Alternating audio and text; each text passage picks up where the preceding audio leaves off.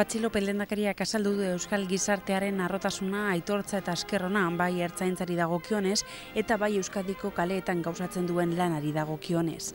Egun honetan zuen ekinaren balioa nabarmendu nahi dugu, herri hau seguruago eta irekiago egiten laguntzen duzuelako, konfiantza handiagoa eta askatasun handiagoa lortzen laguntzen duzuelako, azpimarratu du lehendakariak lehenengo ertzaintzaren egunean. Gainera, etorkizunean berarekin jarraitzearen aldeko apustua egin du.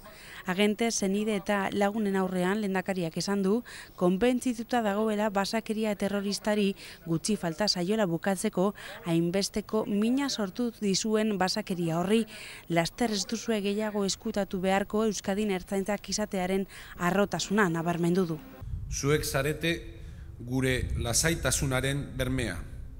Euskadiko herri guztietan, kale bakoitzean, egunero zuen presentzia da segurtasuna ematen diguna hiritarroi. Lana, adorea eta samina eskaini dizue euskal gizarteari. Gaur gu gara zuei eskerrak ematen gatozenak. Horrekin batera euskal gizarteak oro har lan polizialaren xehetasunak bertatik bertara ezagutu ditzan nahi izan du. Erandioko basera inguratu diren pertsonek hainbat erakustaldi ikusi ahal izan dituzte.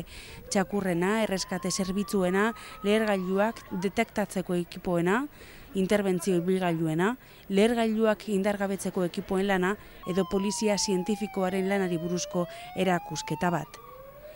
Ekitaldiaren barruan lore eskaintza bat eginda Goia Iturria Vázquez eta Fernando Pérez González agenteak komentzeko zerbitzua betetzean hil baitziren.